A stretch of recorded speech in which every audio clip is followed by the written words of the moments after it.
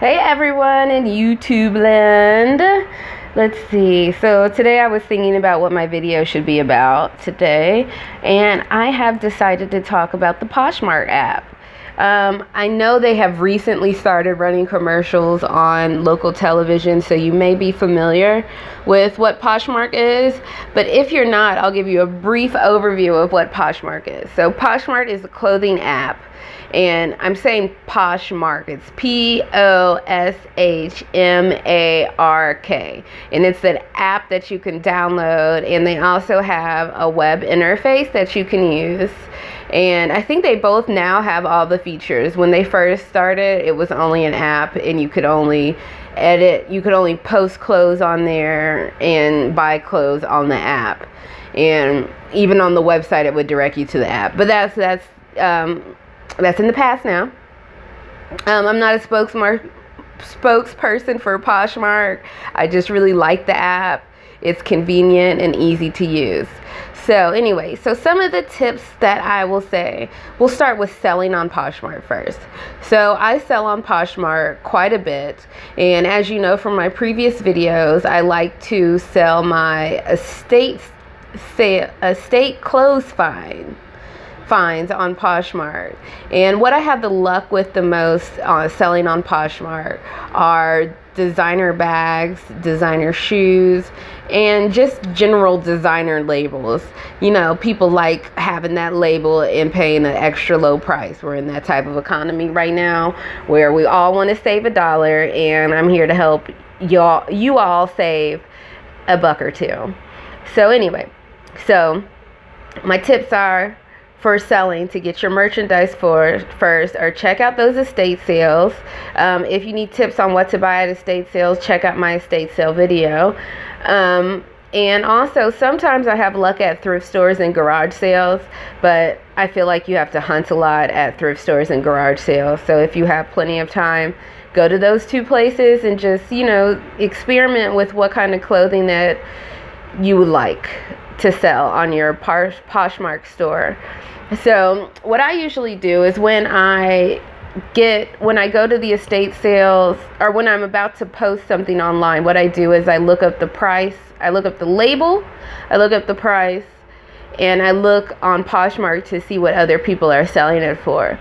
Like, unlike eBay, they don't have a suggested price, which they really should. So maybe somebody out there can write a letter to Poshmark to put suggested price for your item. Anyway, I digress, whatever.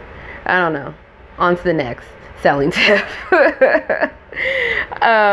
So let's see. What I've had luck with the most, like I said on my estate sale channel, were our designer bags. And at one time, Coach was really, really popular. It's not so much anymore. Like, Poshmark is overly saturated with Coach bags, like to the point where the other day I saw people selling Coach bags for like $10. So I mean, if you like Coach, hop on Poshmark and get yourself 2 or 3 or 4 Coach purses for the price of one. Anyway, so the good thing about selling on Poshmark is that after you make a sale, they'll send you a prepaid envelope. Not a prepaid envelope, I apologize. A prepaid shipping label. And you just box your item and slap that label on there and take it to your local post office, or some people, you can have the post office pick up the package from your house.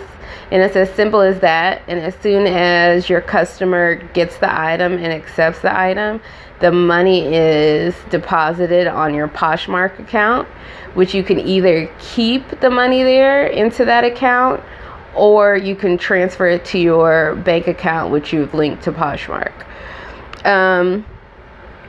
So also what people do on Poshmark when they're buying items, or they'll sometimes make offers, and a lot of people lowball the offers, which is fine because you have the ability to counter offer or decline the offer that the person has submitted, and which is good. But most of the time, if people are offering you a low amount for an item that's on there, you might want to listen and maybe adjust your price, or just let them have the item, because what are you doing with it anyway? It's just taking up room in your closet. Okay, so as far as selling, those are a few of the key tips. And then let's see, buying on Poshmark. Excuse me. So I bought quite a few items on Poshmark. Some of the items I bought are shoes. I bought quite a few pair of Sperry's for a low price. I bought my son's shoes, those King sandals for the summer, and I think I paid like $12 a pair for them. And at like the sporting goods store, they're $40 to $50. I think I even saw a pair for like $75. And children have that overgrowing foot, so it was not worth it to me to spend $75 on a pair of shoes that I can get on Poshmark for like $12. But anyway, so I've also bought purses on Poshmark. Like I wanted a crossbody bag. I paid a little bit for it. But one of the tips that I do want to say are to lowball your offers. If you see something you like say you want a pair of shoes and they cost $40, offer the seller $20 and see what they counter your offer with. Because sometimes these people have held on to items for years and years and years, and they're at the point that they just want to get rid of the items. Let's see, I've also bought bath products off of Poshmark. I know it sounds silly, but I got a bundle of Aveeno soap. Oh, that's another thing. I'll go back to bundling in just a second. But I got a bundle of Aveeno soap, which, is really expensive body wash and really nice. But so I bought like 4 bottles of those for, I think, $15. And I think it's a good deal. They were the full-size bottles. But anyway, it was a good deal. Yeah, it was a good deal. We'll just stick with that. But, okay, so about bundling items. So if you like a seller and they have multiple items that you like, put them all in one, like a bundle. And at the bottom of the app, or the bottom of the clothing item, you can put add to bundle. And most people already have built-in discounts when you bundle 2 or more of their items. And sometimes the discounts are ridiculous. So I know some people, if you bundle like 3 items, they give you 50% off, which is crazy to me. But whatever, most people are just trying to get rid of their stuff, like I said before. But yeah, so bundle, then make that lowball offer, and you only have to pay 1 shipping price, which is what's good about bundling. And sometimes I'll bundle and sit on the bundle for 24 hours to see if the seller will offer me a price for the bundle. And if they don't, then after that 24-hour period, I will go ahead and make an offer on the bundle and see what they're willing to sell their stuff for. And I know one time this lady was having the closet clean out, where she marked all her stuff down to like $5 each of the stuff she wanted to sell. So I got like that's ridiculous. I got like 5 items.